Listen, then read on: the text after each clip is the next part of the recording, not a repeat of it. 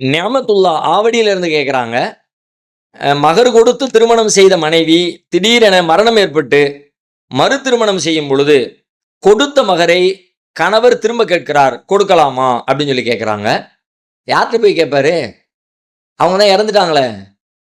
இறந்தவருடைய குடும்பத்தார்ட்ட வந்து கேட்பாங்களா? அப்படி கேட்கறது அவங்களுக்கு உரியவர் மூத்தா போயிட்டாங்க.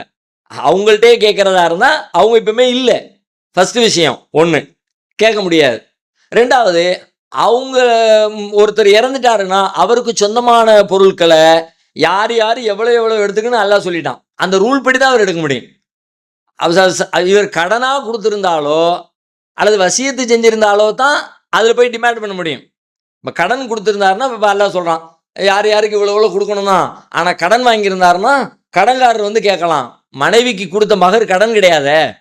அவங்களுக்கு குடுக்க வேண்டிய அவங்களுக்குரிய தொகை தான் அவங்களுக்கு குடுத்தாங்க. அத போய் திரும்ப கேட்கிற ரைட்ஸ் கிடையவே கிடையாது. வாழுகிற காலத்திலே கேட்டிருந்தால் அதுக்கு வாய்ப்பு இருக்கிறது. ஃபகுலூஹு ஹனீஅம் மரிஆ. அவங்களா விட்டு குடுத்தாங்கன்னா, நீங்க அதுல இருந்து சாப்பிடுங்கங்கிறான் அல்லாஹ். இந்த மகர பத்தி சொல்லும் பொழுது, மகர் குடுத்துட்டீங்க. மனைவியா முன் வந்து விருப்பப்பட்டு உங்களுக்கு ஏதாவது குடுத்தாங்கன்னா, நீங்க வாங்கிக்கலாம். அவங்க மூத்தா போனதுக்கு பிறகு, இப்ப இந்த பொருள் அவங்களுக்குரியதல்ல, அவங்களுடைய வாரிசுகளுக்குரியது. வாரிசுகளுடைய சொத்துக்கு யார் யாருக்கு எவ்வளவு போகணுமோ அப்படி போயிருமே தவிர, வாரிசு சொத்துல போய் இவர் என் மகர்னு கேட்கவே முடியாது. மகருங்கிறது அந்த மனைவி உயிரோடு இருக்கிற காலம் வரைக்கும் தான் அதுக்கு பேர் மகரு. மனைவி மூத்தா போனதுக்கு பேரு மகரே இல்லை இப்போ. அது அழிஞ்சு அந்த அம்மா இருந்ததோட அந்த அதுவும் சேர்ந்து அழிஞ்சிருச்சு. இப்ப மிச்சம் இருக்கிறது அந்த பிள்ளைகளுக்கு சொந்தமான அவருடைய வாரிசுகளுக்கு சொந்தமான பணம் தான் இருக்குதே தவிர, என் மகர் பணத்தை கொடுங்கன்னு கேட்கறதுக்கு இவருக்கு ஆளும் இல்லை, ரைட்ஸும் இல்லை.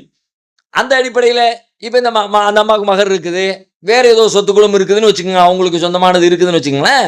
அதுல இவருக்கு கணவர் என்ற அடிப்படையில் இவருடைய மனைவியா இருக்கும்போது தான் அவங்க மரணிச்சாங்க. இவருடைய பங்கு கொஞ்சம் இருக்கிறது, அதை இவர் பெற்றுக்கொள்ளலாம். எப்படி அல்லாஹ் சொல்றான்? வலக்கும் நிஸ்ஃபுமா தரக அஸ்வாஜுக்கும் இல்லம் யகுல்லஹுன்ன வலது. உங்களுடைய மனைவிமார் விட்டு சென்றதுல அவங்களுக்கு பிள்ளைங்க இல்லாட்டி அவங்க விட்டுட்டு போன சொத்துல பாதி உங்களுக்கு இருக்கிறது. வலக்கும் நிஸ்ஃபுமா தரக அஸ்வாஜுக்கும் இல்லம் யகுல்லஹுன்ன வலது ஃபைன்கானலஹுன்ன வலதுன். அவங்களுக்கு பிள்ளைங்க இருக்கிறாங்க அப்படின்னு சொல்லி சொன்னா, பலக்கும் ஒரு ரூபா உங்களுக்கு 1/4 பங்கு இருக்கிறது. பிள்ளைங்க இல்லாட்டி பாதி உங்களுக்கு, பிள்ளைங்க இருந்தா 4ல் 1 பங்கு உங்களுக்கு. யாருக்கு? கணவருக்கு இருக்கு அப்படின்னு. அப்ப அந்த மகரு அவங்களுக்கு சொந்தமா இருந்து அது ஒரு பெரிய தொகையா இருந்து அதை அவங்க விட்டுட்டு போனாங்கன்னா, அவங்களுக்கு பிள்ளைங்க இல்லாத பட்சத்துல பாதி கணவருக்கு போயிடணும், பிள்ளைங்க இருக்கும் பட்சத்துல 4ல் 1 பங்கு கணவருக்கு போயிடணும். அந்த அடிப்படையில் அவர் அதை பெற்றுக்கொள்ளலாமே தவிர மகரு தாங்க என்று கேட்பதற்கு எந்த ரைட்ஸும் இல்லை.